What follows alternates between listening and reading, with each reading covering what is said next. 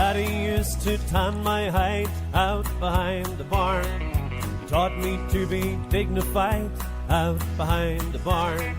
But when he took his strap to me, turned me down across his knee, he sure did hurt my dignity out behind the barn. I smoked my first cigarette out behind the barn, and that's a day I won't forget out behind the barn. I got so sick you should have seen how that tobacco turned me green. I almost died from nicotine out behind the barn. I got my education out behind the barn, and I'm not fooling, no siree. I passed each examination out behind the barn, but it almost made a wreck out of me.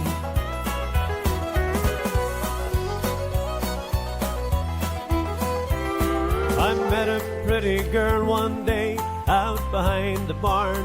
She wanted me to stay and play out behind the barn. She taught me how to kiss and pet, and that's a game I won't forget, 'cause we still play that same game yet out behind the barn. I wish that I could go again out behind the barn and do some things that I did then out behind the barn. Now you may think it ain't no fun to be a poor old farmer's son, but you don't know just what I've done out behind the barn. Well, I got my education out behind the barn, and I'm not fooling, no siree. I passed each examination out behind the barn, and it almost made a man out of me. Out behind the barn.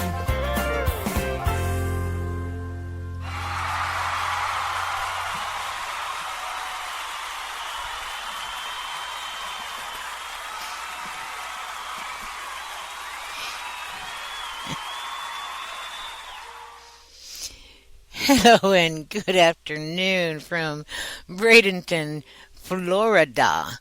It is 84 degrees and we have just survived what that hurricane was. Oh God, why can't I remember? Unless it struck me in the head. Idalia, yes. It bypassed us and headed further north than what we expected. We got some rain and we got some wind, and it is now 3:17 in the afternoon. That song I just played, my dad used to sing that to us when we were kids, and it was so funny. My dad has a dry sense of humor. I think I spoke of my dad once before, and it was so funny that I happened to come across this from who knows God where. But he sang it differently when we were growing up. But there were some things that I think he left out from this particular song. But we used to go camping, and we always begged him to sing that song, and we used to sing it with him. But again, like I said, he sang it differently than what we used to sing, and this song was a little bit different. Same words, but the tone was different.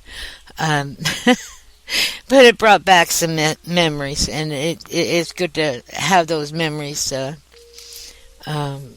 come back at you, over the years, because sometimes these people aren't with you anymore, and it's good to have those good old memories of your father and your mother and your family members and brothers and sisters. And as you all know, that my youngest brother just recently passed away, and he had the dry sense of humor like my dad did. In fact, we just had his service a few days ago before the storm came through, and the funny thing was, I sat there while they had the service, and people got up and talked about him, and I sat there like a bump on a log, because I knew that if I got up, I I would start crying, and because it was sad, and they had pretty flowers there. And one of my friends sent me flowers, and I took the flowers because I didn't know whether they had flowers there or not. And they had my brother's ashes in this ammunition box with his name on it, and the day he died, or the day he was born, and the day he died. And it was really nice. It was really, really nice. Not many people there, my brothers and my sisters, and his kids, and a cousin, and some friends that we grew up with. But it was nice. It was really nice. Sad, but it was nice. Funny thing is that my brother had such a dry sense of humor. I really expected him to walk right through that door and say, hey, what's going on? You know, this is all a joke, right? It's all a joke. But it wasn't a joke. He's gone. He's gone up there to heaven, hopefully, to be with my dad and my grandfather and grandmother and my other grandmother and grandfather and my aunt, my mother's mother, and my mother's sister. And it's hard. I mean, I have my good days and I'll have my bad days, and I'll miss him. I really will. He like I said, he was my baby brother. And the thing is I should have mentioned this at the service, and I didn't. And the funny thing is that some people didn't think he was going to amount to much. But you know what? He fooled them. He really did. At the age of 16, he braved himself down to Florida here and took a trip on his motorbike, and made his home Florida. He didn't graduate back home in New York, but he did get his GED. And he made a future for himself. He owned his own business. He did carpeting and flooring. And I think he did a pretty good business as being a contractor. He worked with many hotels down here as far as making a name for himself. But he was still young. He could have probably made himself a bigger name. He was married for 20 some odd years. He had 3, 4, 5 kids. One had passed away a while back, and it was sad. He was in a car accident, and he died from injuries. And I think that's what got Doug the worst, was that his son passed away. Doug was as it says here, he had a heart of a dreamer and the mind of an inventor. He was the general contractor, and his passion was carpeting and doing flooring and stuff like that. And he enjoyed camping. Oh God, he when we were kids, we all enjoyed the camping and fishing and I mean, I know he took me fishing one time over there at the I think it was the Skyway Bridge one time when I was down here visiting, and we didn't catch anything. I mean, I was on my way to the airport, you know. He had many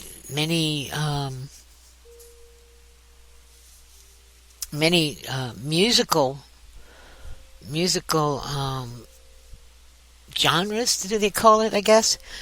He liked the classical rocks like Aerosmith.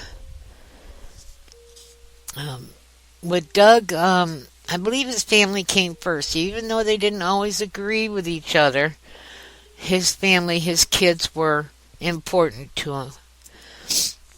He tried his best to help people, because I know he did me when I first came down here. He let me stay with him, but there was a time that I had to leave and venture out on my own. I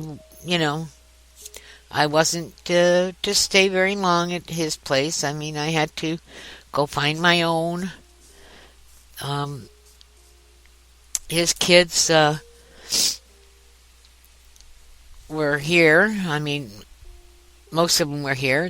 He had a son of Doug Jr., who was out, I think, in Oregon. And he had Joshua, who was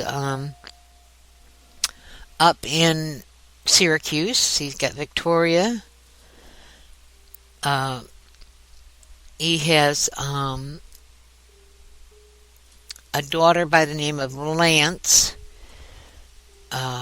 She's doing the transgender thing. I mean, that's her.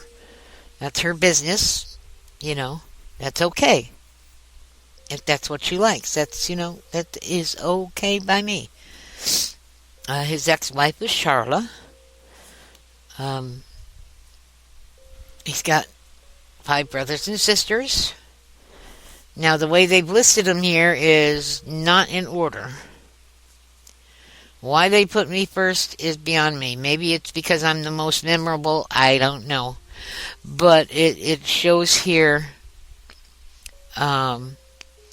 Steve, my oldest brother, and then it should be me, then my brother Tim, my sister Loretta, and then my sister Suzanne. Doug was also, the baby. He has a couple of friends that were here, Jesse and Ken and Carolyn, and a lot of good-hearted people. He came down here and stayed with some family friends from way back when, and they were kind of like his second mom and dad. They treated him like a child, their own kid. He was, like I said, 16, 17 years old, so they helped him along the way, which was good.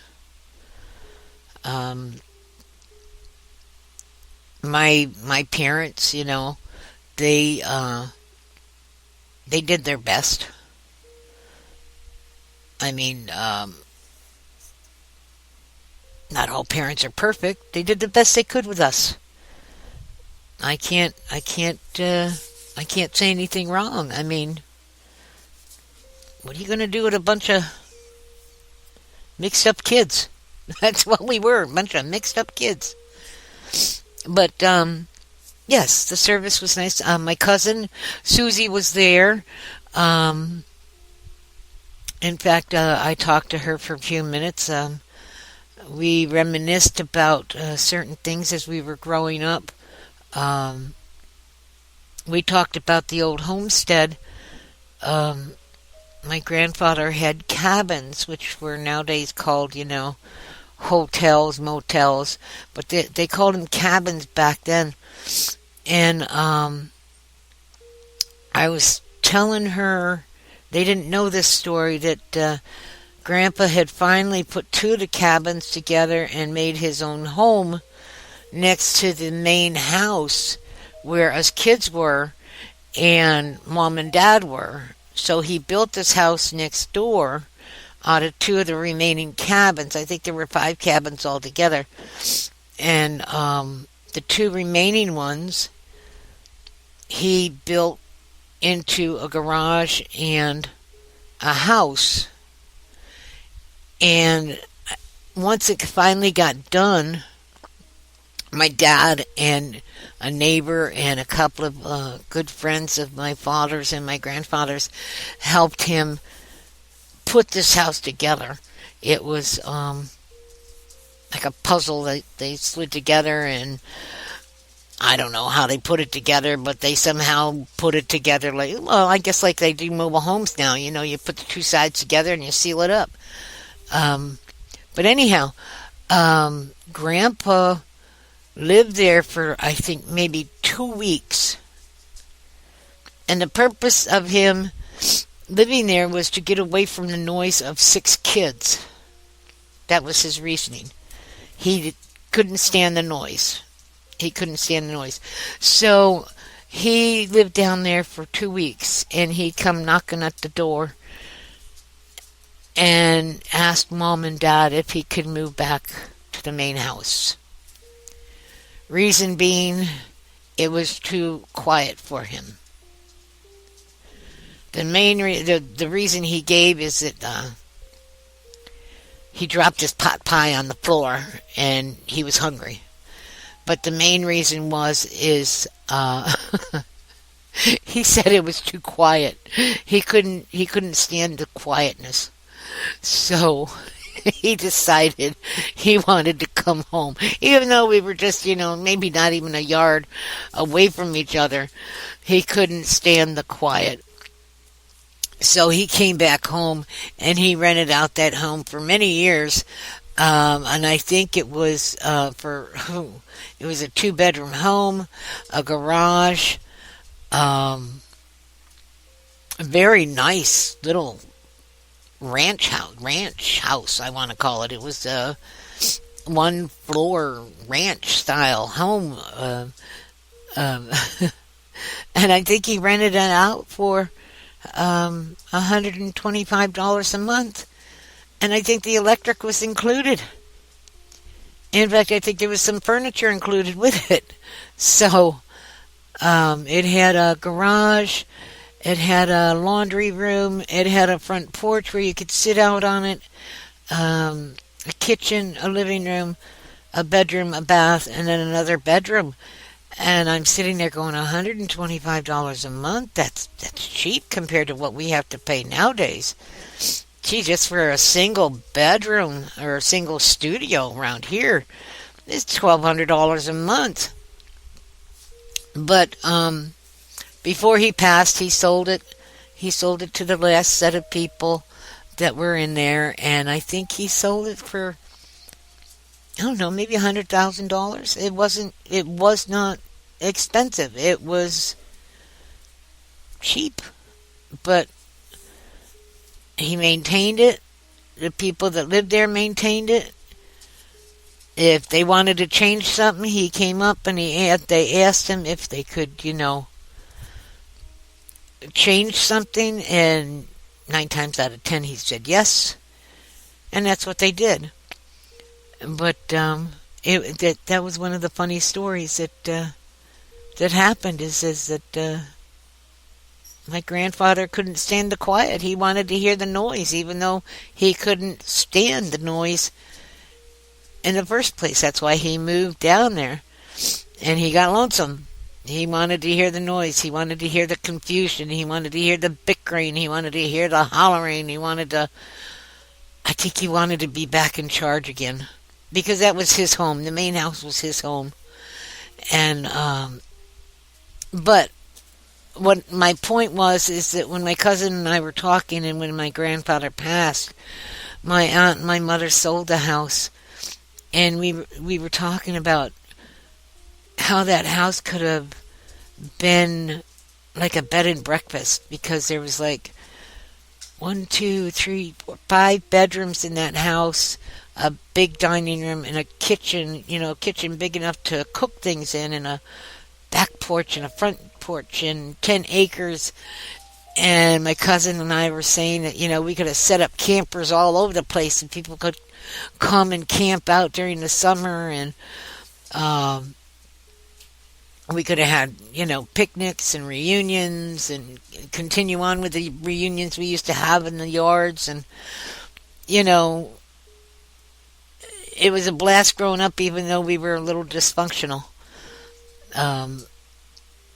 My cousin reminded me one time that Grandpa had a camper, and all of us girls were out there in the camper, and she was out there, and we all slept out there, but one by one, each of us girls went into the house and left her out in the camper by herself, and she was furious. She did not like that at all. Not a bit. And she reminded us that that was not a good thing. Not a good thing at all. But anyhow, needless to say, that was part of our stories of growing up. And like I said, it's good to remember some of these stories as you grow up. And remember those good times, even though sometimes you have to deal with some of the past bad memories. And it's good to see family, but see them on a good terms, and don't wait till somebody passes. See them today. If you're having difficulties with your family, talk to them. Don't wait until somebody dies or passes away, and then you have to sit there and look at them and not talk to them, or ignore them, or stick your nose up at them. Talk to them. Even if it's just a hello. Maybe you can put your big girl panties on and just say, I'm sorry. I'm sorry that I've made you angry. I'm sorry that I have done something to make you mad.